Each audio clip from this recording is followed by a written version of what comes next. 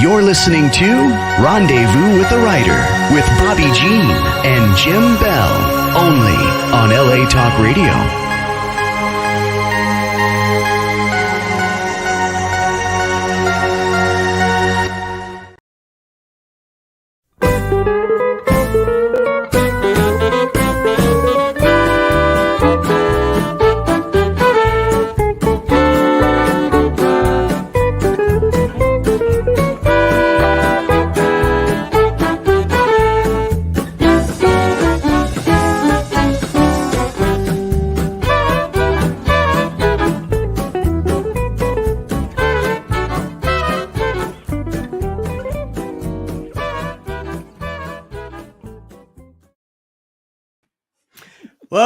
Welcome to Rendezvous with the Writer, where readers and writers meet. And story is everything. We're your hosts tonight, Jim and Bobbi Bell. We're so happy to have you with us. That was the Hot Texas Swing Band, always starting off our show with a bit of their original piece, Hot Texas.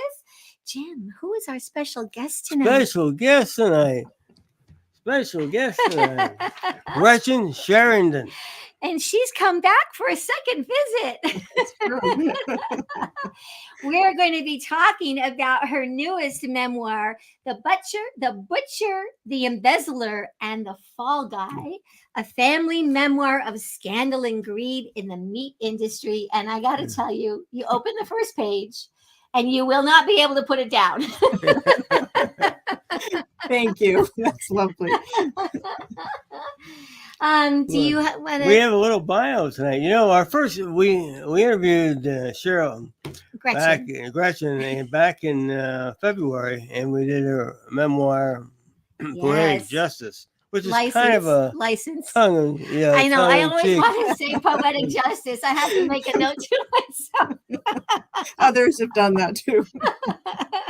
Go ahead, Jim. Okay.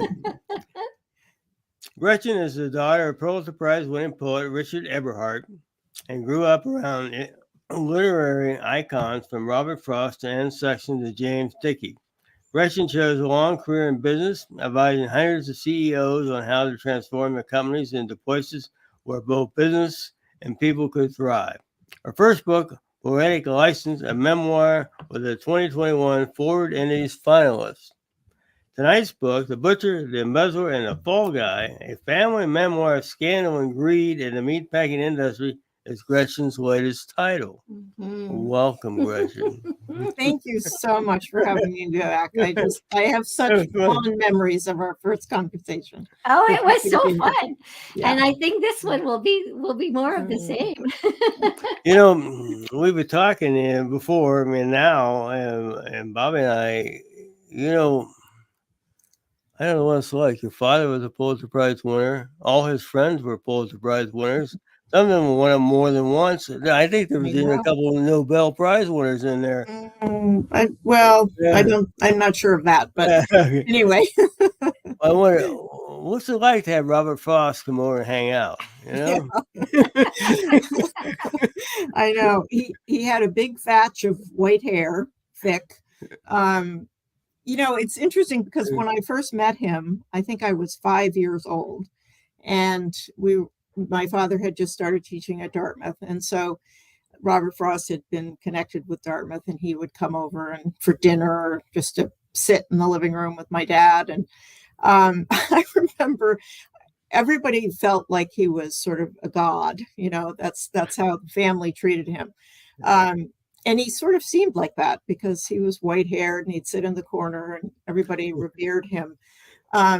But my experience of him was that as a little kid, he just wasn't really interested. He didn't want little kids around. We were in the way. So if my buddies were with me at the house and we were trying to get his attention or something, he just sort of didn't pay any attention to us. So I kind of thought of him as sort of grumpy, So that was my first experience of Frost. But I will say that I actually liked his poetry because I think even as a child I could understand it, or at least some of it. It was fairly linear and straightforward, and there were rhymes. And so anyway, but he was we now have a chair at our summer cottage in Maine that he used to sit in. And Oh, so No. people refer to it as the Robert Frost chair. the Robert Frost chair. That's too funny. That's great. So tell us a little bit just more about yourself, about Gretchen. Well, thank you for the quick bio. Let's see. I guess maybe one place to start is that I grew up really on college campuses. So during my first 5 years, we were living on 5 different college campuses, from the University of Washington to, I might not have these quite in the right order, University of Connecticut, Wheaton, Princeton, and then finally Dartmouth when I was 5. And so my early life was really, busy and moving all the time. And my father, really looking for a job that would give him tenure, which he finally got at Dartmouth. And so, the family was very social, very busy, people around all the time. Even in my high school years, I don't remember more than a half dozen times when I just had dinner with my mom and dad. My brother by then was off at college. So it was a very busy social kind of family, very extroverted. And the swirl was really gathering around my dad. That was very clear from the early days. Maybe that explains, and we stayed in Hanover. We thought we would stay there forever, so to speak. But my dad got asked to be the U.S. Poet Laureate under President Kennedy, and he'd already turned it down once. He didn't feel he could turn it down a second time. So my mother, somewhat, upset at the time because she had made him promise that they'd be able to stay in the same place for 5 years. But how can you not say yes to that? And so, of course, we moved to Washington, D.C. for a couple of years. And we moved back to Hanover. Then I went away to school for 1 year. So I think that might be why I ended up spending 50 years in the same town in New Hampshire. I'd moved around quite a lot as a young person. Yeah. But now I've lived in New Hampshire for a long time, but 2 years ago we moved to Portland, Maine, where we are now. And we love it. So we're happy where we are.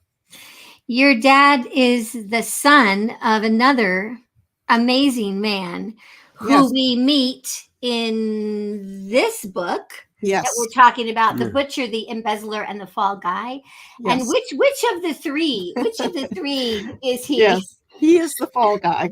He is the fall guy. Yes. When you were doing your research, because these are both memoirs, and they're both very readable and very engrossing.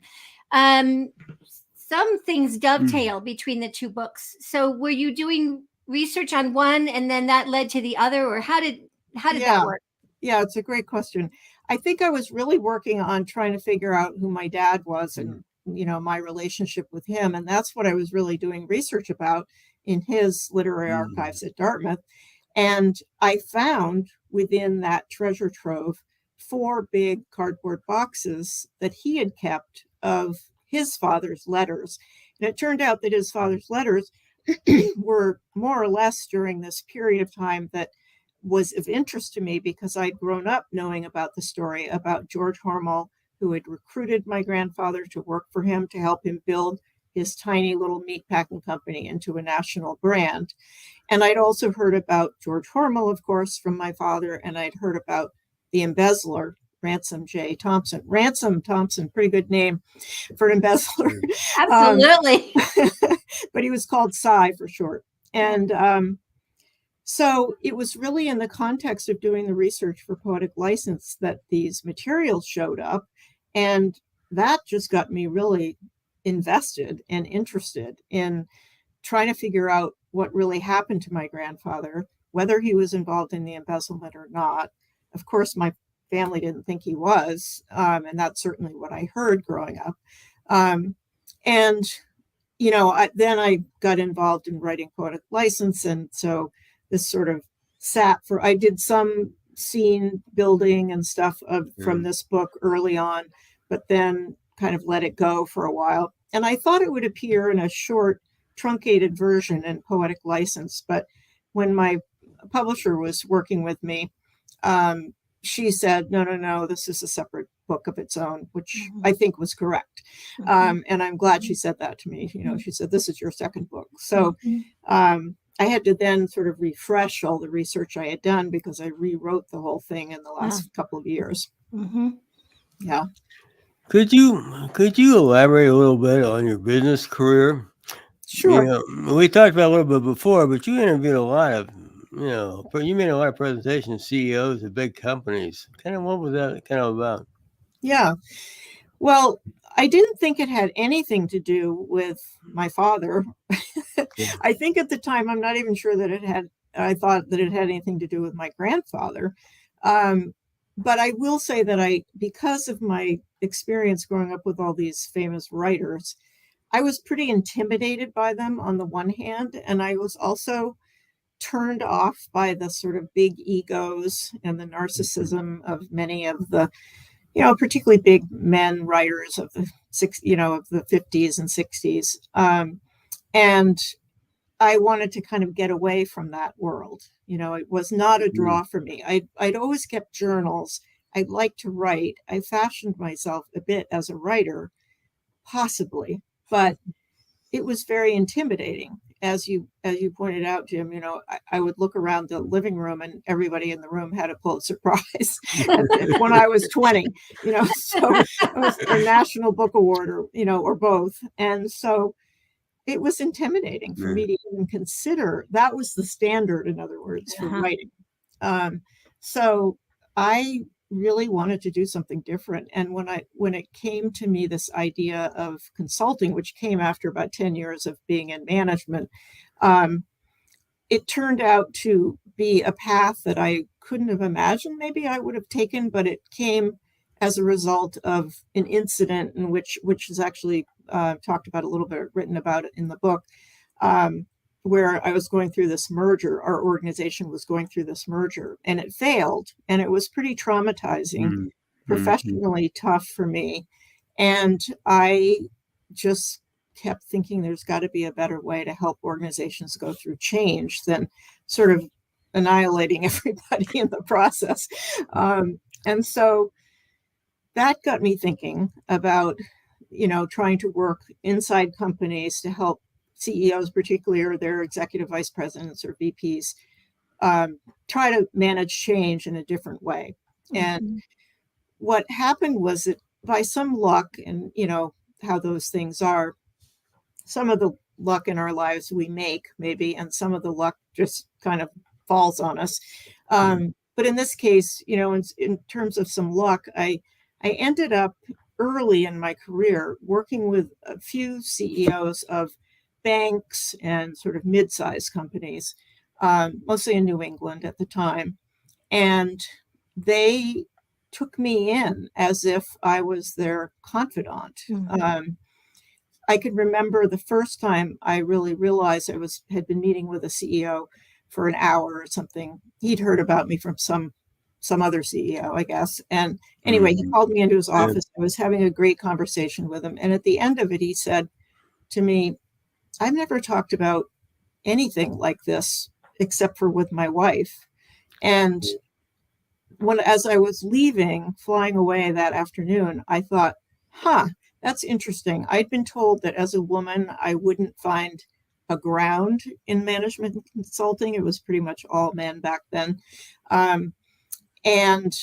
But here was a guy, CEO of a company, who was confiding in me about things that were, that he probably felt some vulnerability about and stuff, because he was having trouble with some members of his team.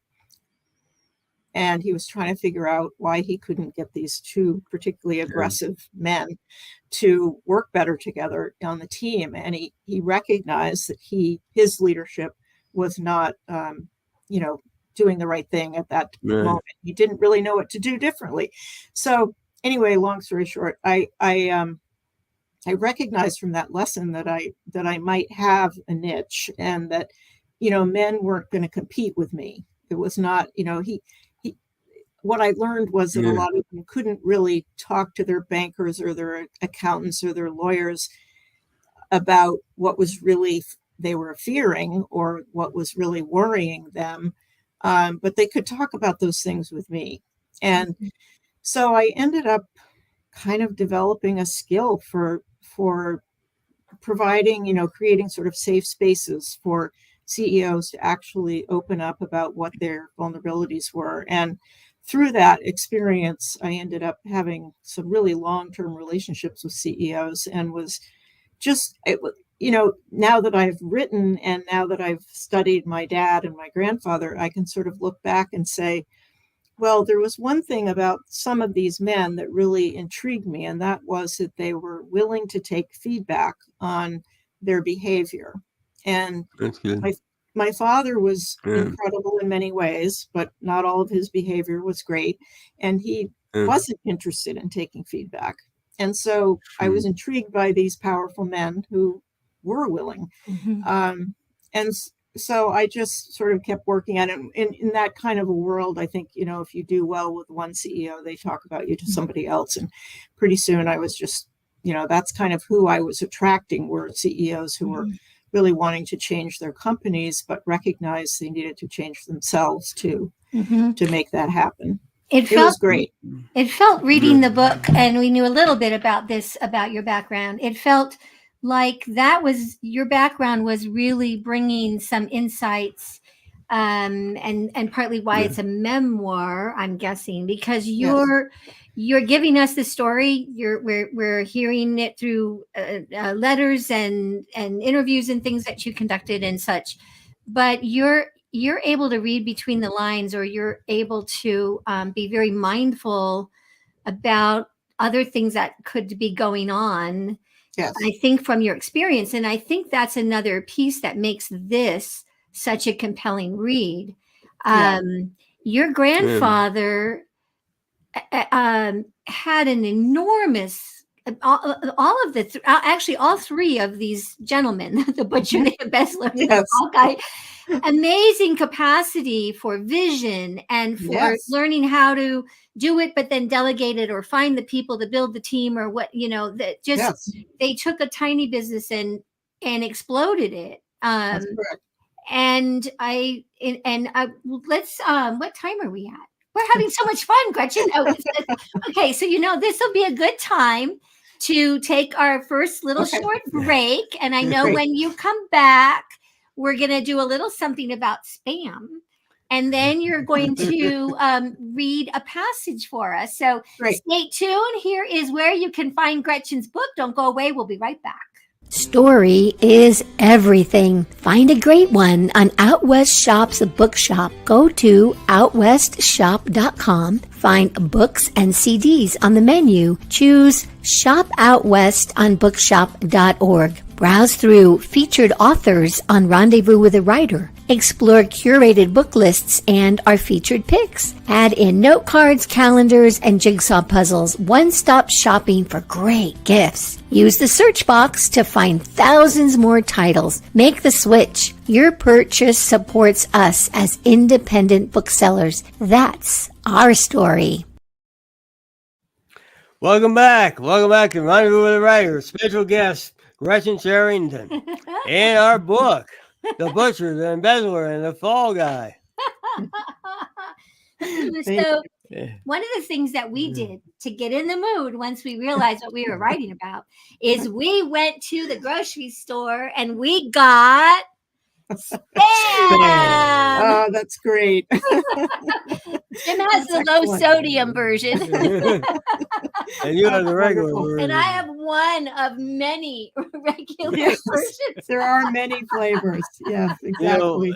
This is really a fantastic product. It's been around a long time, and Hormel does a lot of business with this product.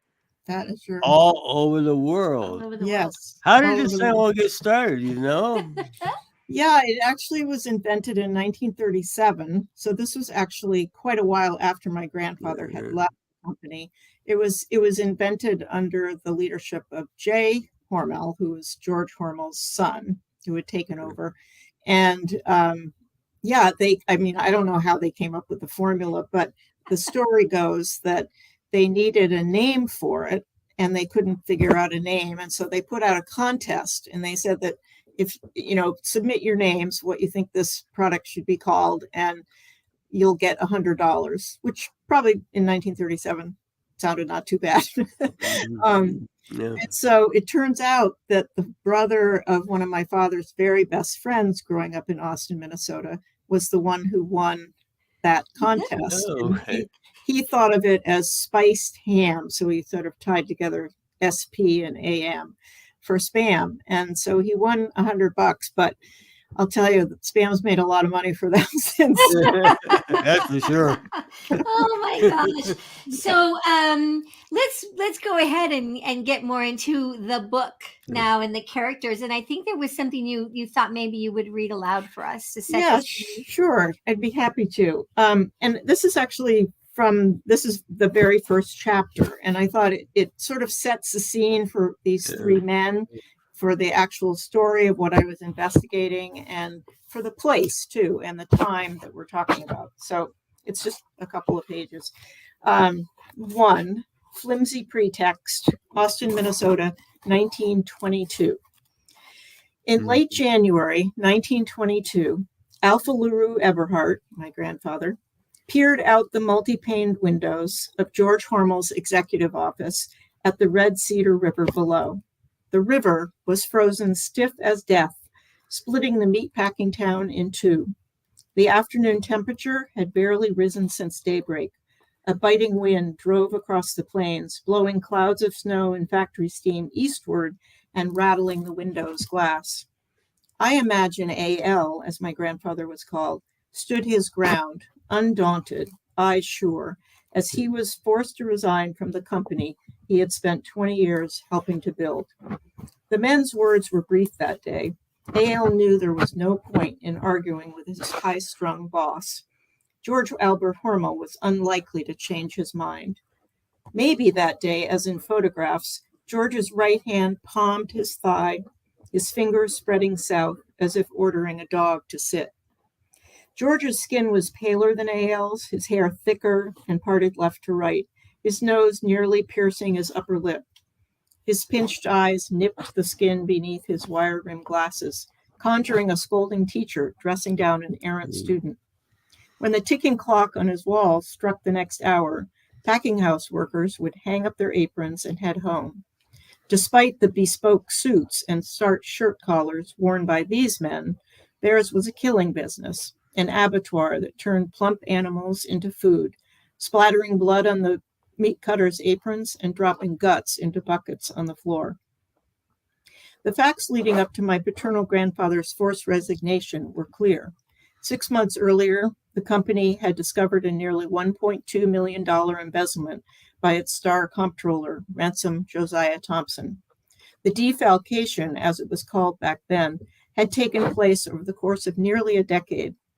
Newsprint across 1,300 cities had inked the story, with a New York Times headline reading, "Report shows embezzler got $1,187,000."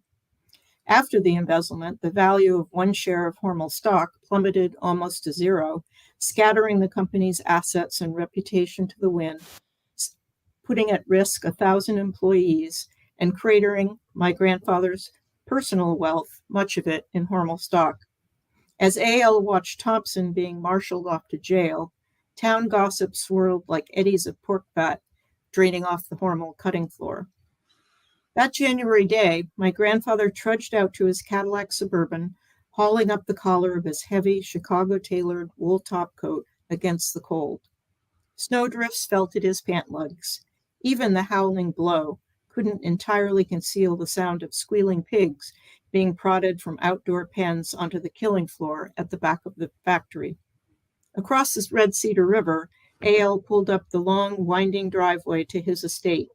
Snowfall blanketed the regal white peonies he and his wife, Lena Lowenstein, had planted 3 years earlier, which lit up the month of June each summer like puffy clouds dancing over the southern Minnesota plains.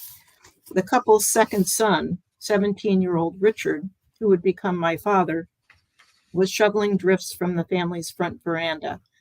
Inside their lavish home, Lena, 47 years old, lay dying. Whatever my grandfather said to his family about being fired that day, for it had been a resignation only in George Hormel's imagination, he penned a letter to his closest friend and business confidant, George Hastings Swift, heir to the giant Chicago meatpacker Swift and Company. You will probably be as much surprised as I was to know I have resigned my position, requested by Mr. Hormel on what seemed a very flimsy pretext. And so that's kind of lays out the basic. It does. That's quite a passage. It does. It's so descriptive, Gretchen. I feel the snow. I feel, I see the house. That it's more descriptive than one could tell this story in a traditional nonfiction. Here's the story of the demise of, or this business rise and fall, or anything, because you bring this human element in, and the pigs are in the background, and Right, you really this whole book is full of these kinds of fabulous descriptions. You describe how A.L. sees Lena for the first time. Yes. Oh my goodness. Yes. So so let's see, my grandfather was born in I wrote it down just so I remember. 1886. No, sorry, 1867. George Hormel was born in 1860. My grandfather was born in 1867. And when he was about 20, he was the son of a minister, and he was working in a, he had run his own company as a sales, he had a gentleman's clothing store really in Chicago. But the financial panic came along, and he was kind of had to sell the business, or lost it. I'm not quite sure which. And so he was out sort of doing, sales jobs and stuff. And he also worked at the State House in Illinois as well. And there was a guy who was a friend of his in a boarding house. And the guy said, I'm going off to Whitehall, Illinois for the weekend, where my girlfriend, or whatever he called her, is living. Why don't you come along? Maybe we'll find somebody for you. And so my grandfather took him up on the trip. Okay. And as they're driving down Main Street of Whitehall, Illinois, he catches the view of this, or the sight of this woman who was 7 years younger than him. So I think he was probably about 25 then. She might have been 18 or 19. But she looked beautiful. She was dressed in a white dress. She was standing on the porch, leaning against the post, and she had very dark hair, lots of it. And he looked at his friend and he said, "That's the girl I'm going to marry." And he did about a year and a half later. And she was singing. I think, was she was singing. Yes, she was singing. She had a really beautiful voice. Yeah. Oh, what a story. Yeah, as I remember the book, he does ask her to marry him, but she's not going to marry him unless he gets a really good job, as I remember. That is true. She put him off for quite a while. I think he really liked her spunk quite a bit. And but her father had just died. She was grieving the loss of her father.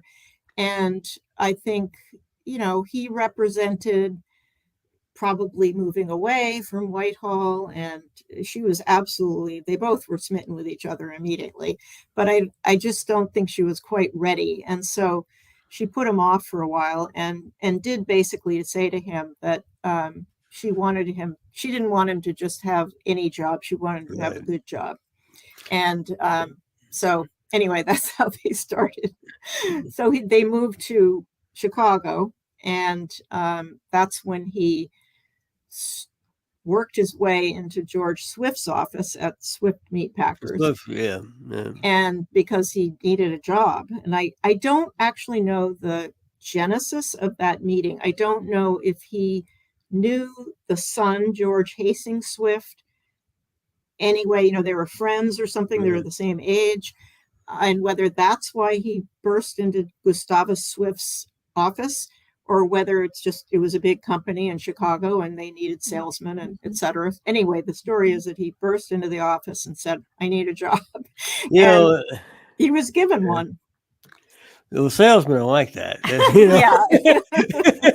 You can understand. Yes. So He had yeah, charisma for sure. Yeah. I'd like to just ask a question about the meatpacking industry at that time. And I I didn't pick it up from your book. You know, there were a number of books written about what a nasty, nasty business it was back then. Yes. But I didn't get the feeling that was quite the story with Hormel, though. And we need Well, to say it right. Is it it's Hormel? it's Yours? Hormel by the Hormel, family. okay, Yes. Hormel. Yes. Uh-huh. Although most of us know it as Hormel, But it's as I Hormel. understand from everybody in Austin, the family pronounced it Hormel. We want to get it right.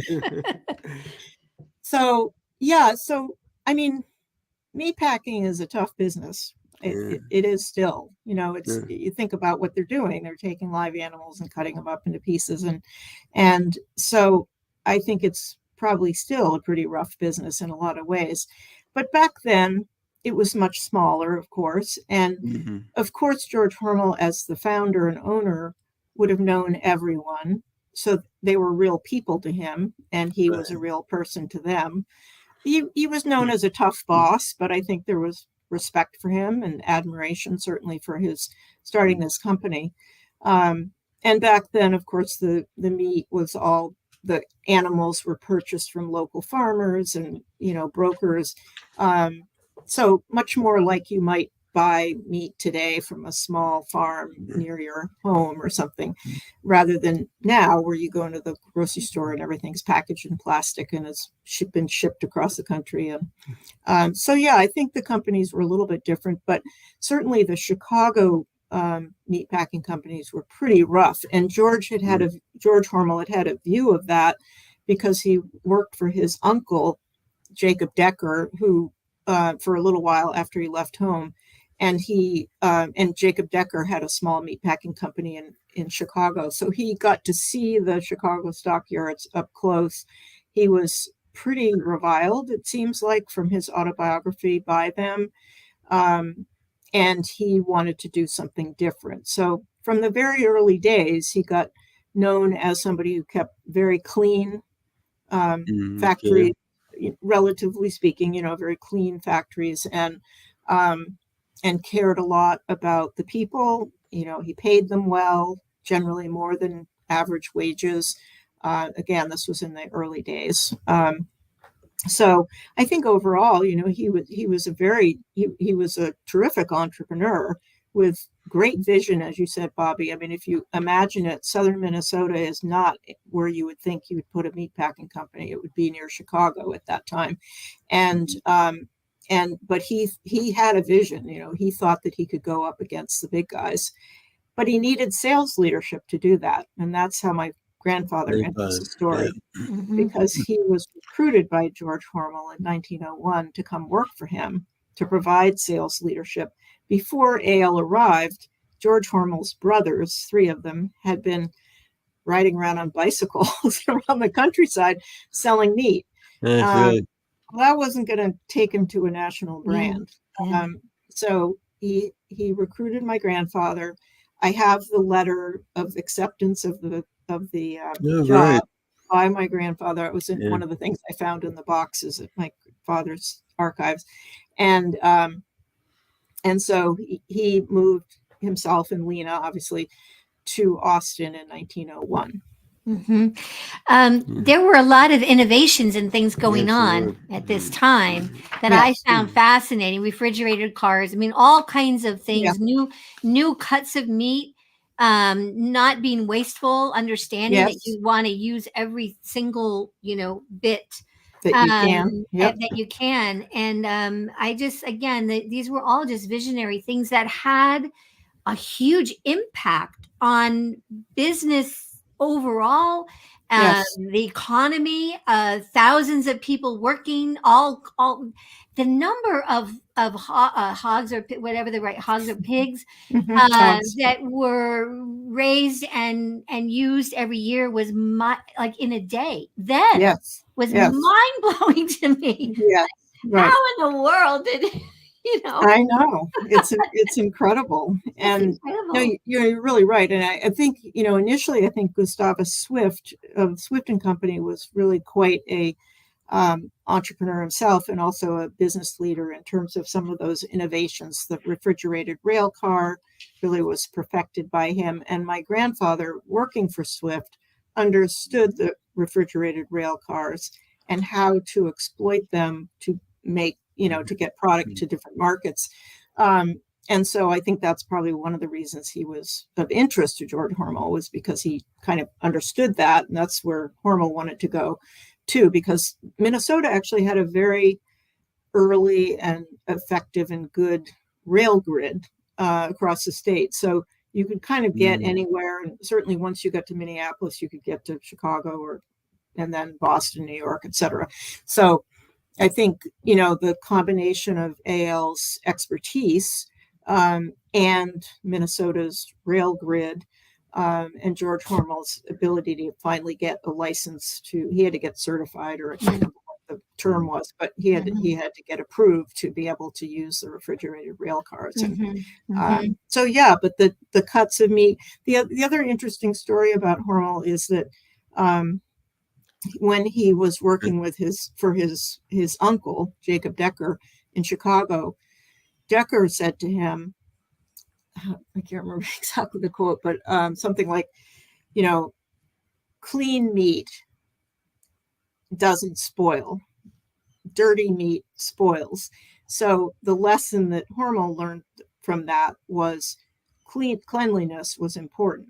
And he took that with him when he started building his company. It was his father, really, who was a tanner in Toledo. Good. That's good. Who instilled the idea of innovate, don't imitate.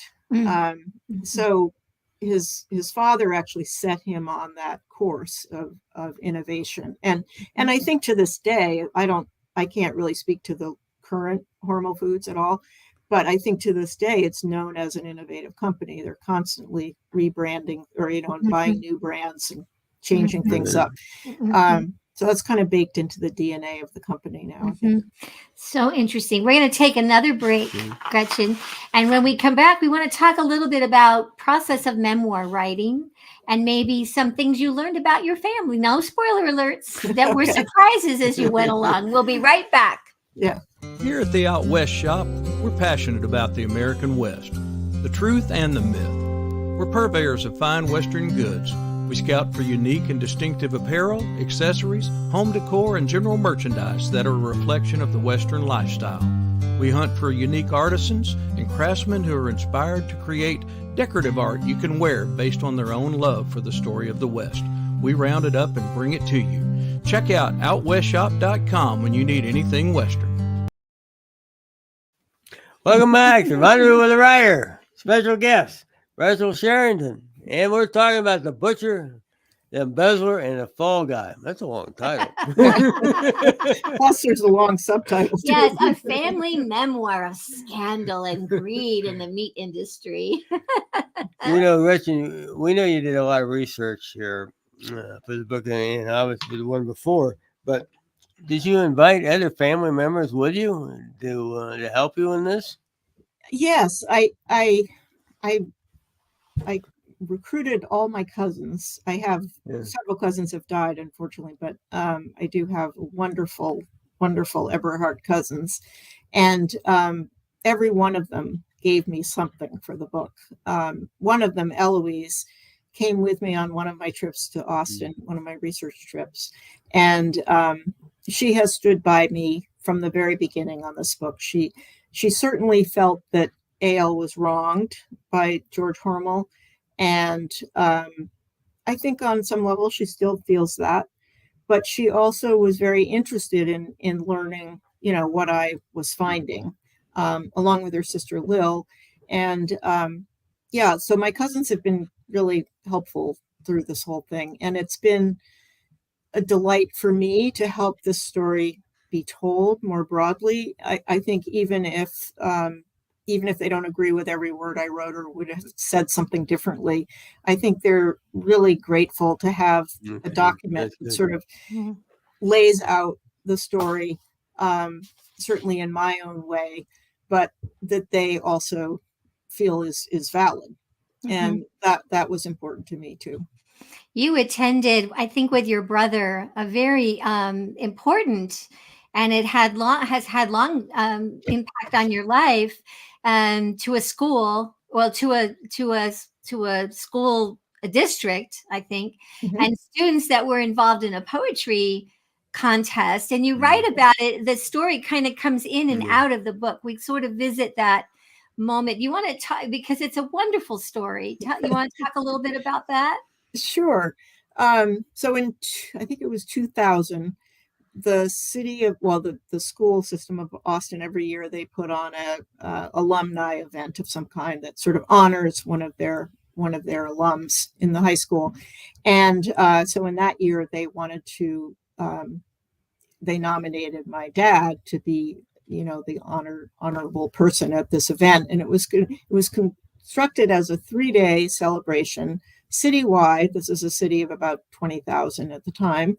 And I mean, when I saw the agenda, I was just amazed because it was just packed with appointments. My dad was then 96 years old and just was not up for the trip. And so he looked at me when I was talking to him about it and whether he wanted to go or not. And he said, "Why don't you go?" And so then I said, "Well, maybe Dickon, my brother, would like to go with me." So we went out and we were just floored by this all city celebration of our father. It was really well done. It was exciting and super fun, a lot of it. It was hard emotionally too, because I was struggling at the time with my relationship with my dad. And so there were, it was hard at times, but overall, it was just, I still remember it with great fondness. But this one day we were requested, they had set up a poetry prize, and every child from kindergarten through high school was required to write at least one poem. They were required to read my father's poetry. And first of all, I mean, what school district does that? All 5,000 kids from K through 12. It was pretty impressive. So we were invited to go to the classrooms to see the children and to hear who had won for each class, the poetry prize. So anyway, we were sitting in this one class that I'll never forget with a wonderful teacher, Carrie Bain, and she had worked with these students to study some of my father's most difficult poetry.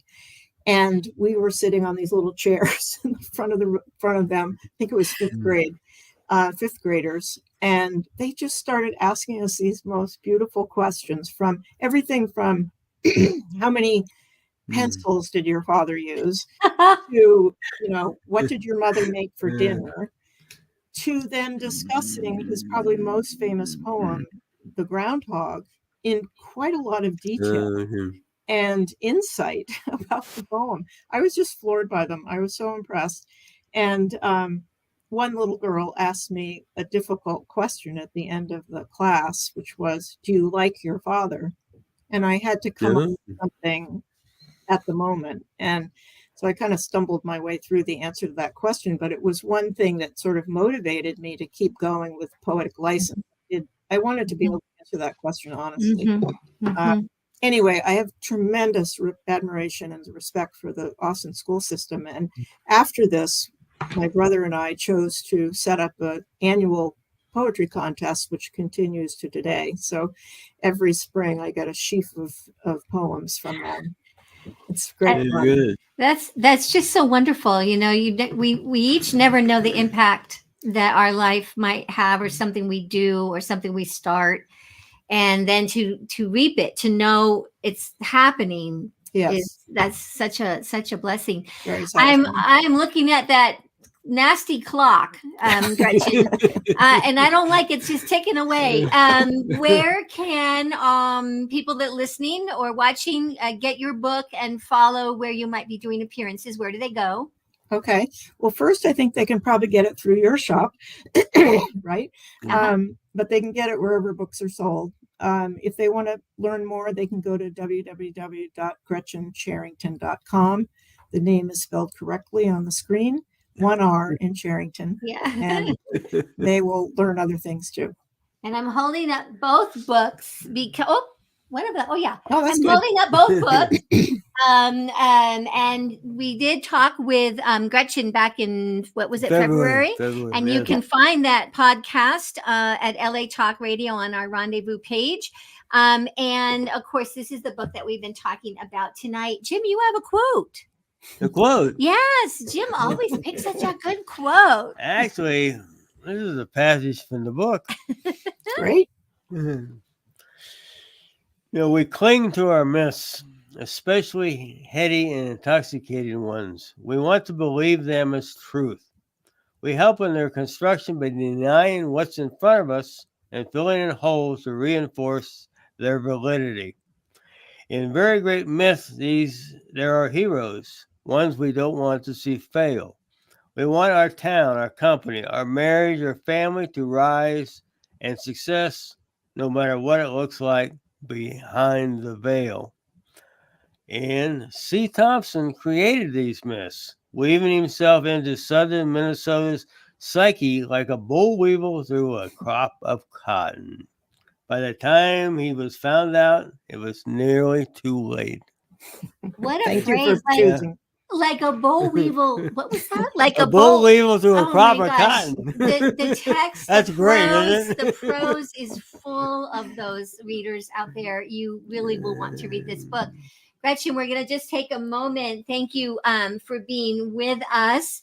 Next enjoyment. week, yeah, and do you have a third book in the works? I do. Just starting.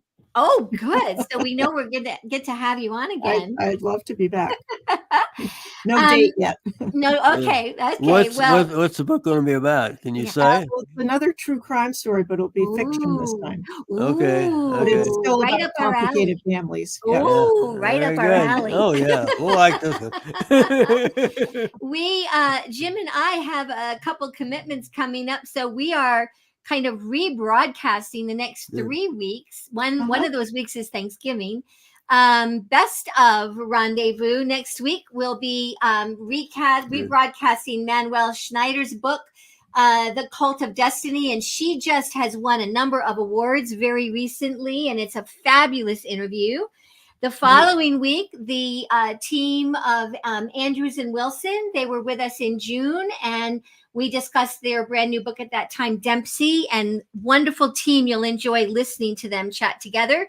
Thanksgiving night, we decided a good one is it's Murder, don't you know? Minnesota is its location, a quirky murder mystery with recipes by Jean Cooney. She was with us at the end of August, and it's all about the hot dish, which was not a term that, I learned a new we call it a casserole. Hot dish, yes, but you don't want to, yeah.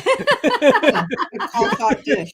And then we are back live with Chris Mullen, who we met at the Western Writers of America conference this summer, and we'll be talking about his book, Rowdy, Wild and Mean, Sharp and Keen. Wow. Hard to believe this is early November, and the month is just going to fly by. So, Gretchen, thank you so very much for being with us again. We hope that you enjoyed this visit with us as well.